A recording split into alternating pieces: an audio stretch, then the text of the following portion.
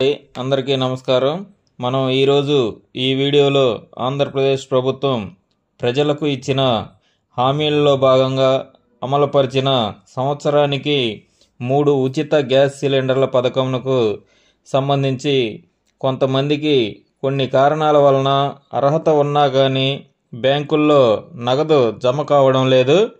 అయితే ఈ ప్రభుత్వం జమ చేసే నగదు బ్యాంకుల్లో జమ కాకపోవడానికి గల కారణాలు మరియు ఏం చేస్తే అర్హత ఉన్నవారికి ప్రభుత్వం బ్యాంకుల్లో జమ చేసే రాయితీ నగదు జమ అవుతుంది అనే వివరాలను ఈ వీడియోలో చూద్దాం.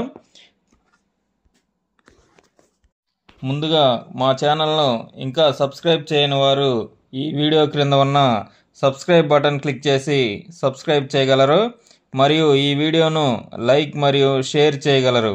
ఇక ఈరోజు ఈ వీడియోలోకి వెళితే ఆంధ్రప్రదేశ్ ప్రభుత్వం ఎంతో ప్రతిష్టాత్మకంగా అమలు చేస్తున్న మరియు ప్రజలకు హామీ ఇచ్చిన కొత్త పథకాలకు సంబంధించి అమలుపరిచిన మొదటి కొత్త పథకమైన దీపం 2 పథకాన్ని నవంబర్ 2024 నుండి అమలు చేస్తుంది. ఇందులో భాగంగా పేద కుటుంబాలలోని వారికి సంవత్సరానికి 3 ఉచిత గ్యాస్ సిలిండర్లు పంపిణీ చేస్తున్నారు. ఇక్కడ ఉచిత గ్యాస్ సిలిండర్లు అంటే ప్రస్తుతం మొదట ఎవరైతే ఈ దీపం 2 పథకానికి అర్హులై ఉన్నారో వారు నగదు చెల్లించి గ్యాస్ సిలిండర్ తీసుకున్న తర్వాత వారి నగదు వారి బ్యాంకు ఖాతాల్లో ప్రభుత్వం జమ చేస్తుంది. ఈ పథకంలో భాగంగా సంవత్సరానికి 3 సిలిండర్లు కాబట్టి 4 నెలలకు 1 సిలిండర్ చొప్పున మొదటి సిలిండర్ను ఈ సంవత్సరం మార్చి 31వ తేదీ వరకు బుక్ చేసుకున్న వారికి ఈ డబ్బులు వారి బ్యాంక్ ఖాతాల్లో జమ అవుతాయి. అయితే కొంతమంది ఈ పథకానికి అర్హత ఉన్నప్పటికీ కూడా ప్రభుత్వం అందిస్తున్న రాయితీ నగదును వారి బ్యాంక్ ఖాతాల్లో జమ కావడం లేదు. అవి ఎందుకు జమ కావడం లేదు అని చాలామంది ప్రభుత్వ కార్యాలయాల చుట్టూ మరియు గ్యాస్ ఏజెన్సీల చుట్టూ మరియు బ్యాంకుల చుట్టూ తిరుగుతున్నారు. ఇందుకు గల కారణాలు మనం ఒకసారి గమనించినట్లయితే ఈకేవైసీ చేయించుకోకపోవడం అంటే ఎవరైతే గ్యాస్ వినియోగదారులు ఈ దీపం 2 పథకానికి అర్హత కలిగి ఉన్నారో వారు గ్యాస్ ఏజెన్సీల వద్ద ఈకేవైసీ చేయించుకోవాలి. అదేవిధంగా ఎక్కువగా విద్యుత్ బిల్లు రావడం, ఈ పథకానికి 300 యూనిట్ల కంటే తక్కువ విద్యుత్ బిల్లు వచ్చిన వారు అర్హులు.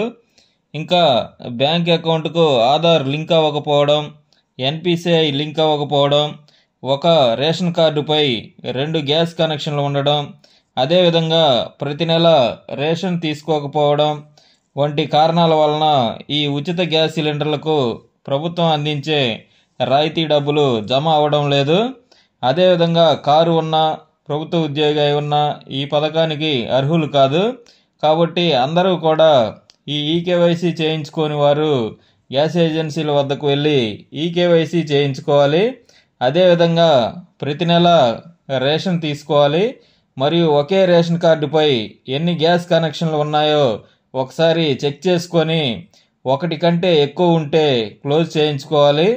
అదేవిధంగా ఒకసారి మీ విద్యుత్ బిల్లు 300 యూనిట్ల కంటే ఎక్కువ వస్తుందేమో చెక్ చేసుకొని సరిచేసుకోవాలి.